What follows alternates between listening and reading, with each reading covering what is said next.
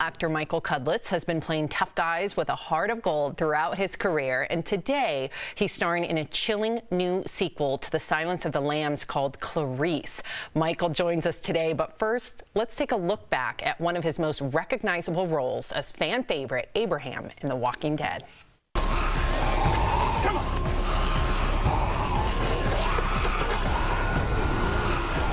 Open it, you first.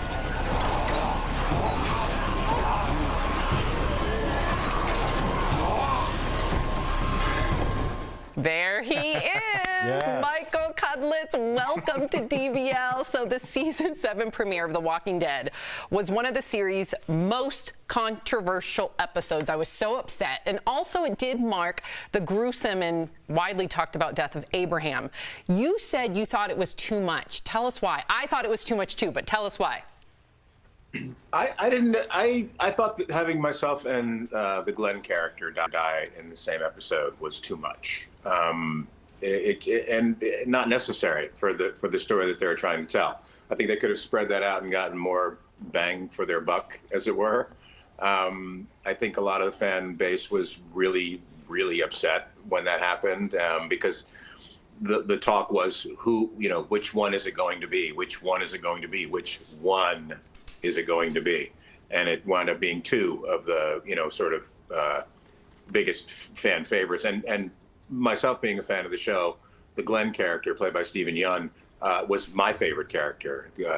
Glenn and Carol have always been my favorite characters. So to have those two characters go at the same time, for me, that was just a bridge too far. Some people loved it. It's exciting. It resets the whole show, gives people a wonderful emotional place to jump off from. So far as the characters in the show having to process that, the cast is sort of the characters are processing it the same way the fans are. It's a huge loss to the group. So, in some ways, I get it, but nope, as a I fan was of the angry. show, I thought it was just a little too much. I'm with you. I was angry. My husband was angry. It was way too much. I was angry, Michael. Yep. I'm gonna pay you a compliment. The show kind of went downhill after you and Glenn left. The characters Glenn, because I feel like I should get chips like I'm in Alcoholics Anonymous for quitting that show. I'm like, I can't watch anymore. It's so terrible after you guys left, and I'm off the show. 2 years proud now. Go back. Yeah. Go back. The show is quite wonderful now. I've actually been directing on the show. I haven't left, so it really is.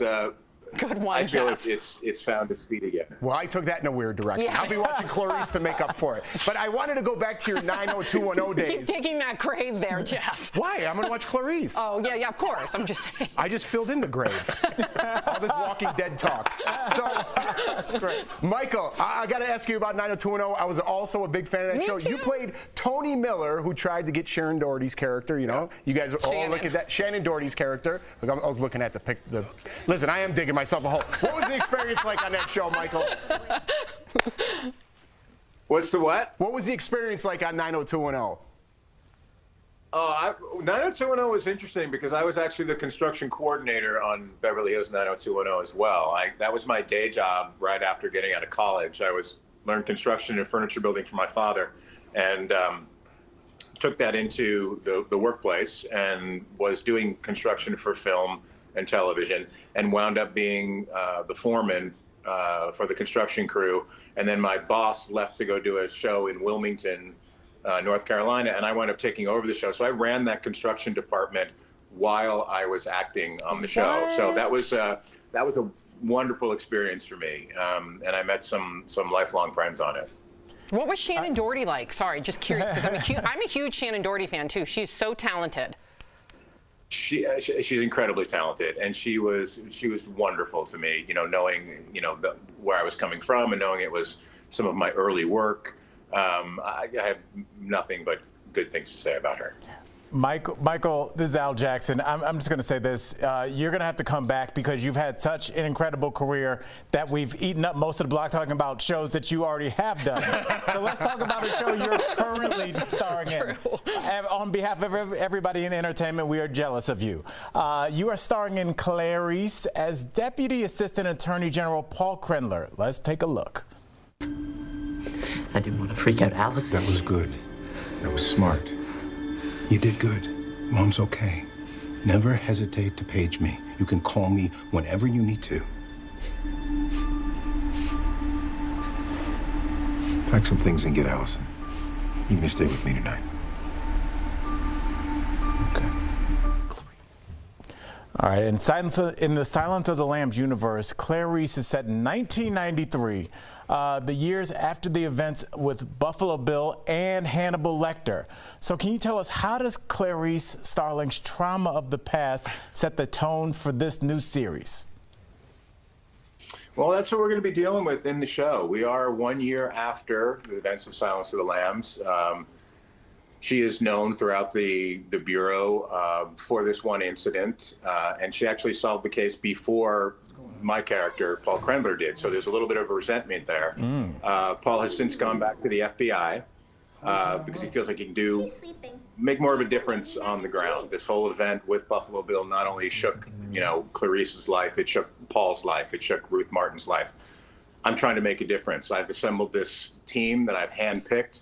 She's been forced onto me. The person who is literally my nemesis has been forced onto my handpicked team.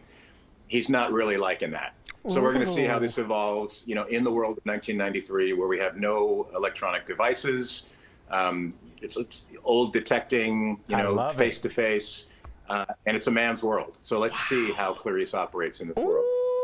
Tension is already there. A lot of friction, kind of like our table. I can't believe no one said Clarice. I said Clarice. No, you did not. No one you did not do it Clarice. right. Yeah, there you go.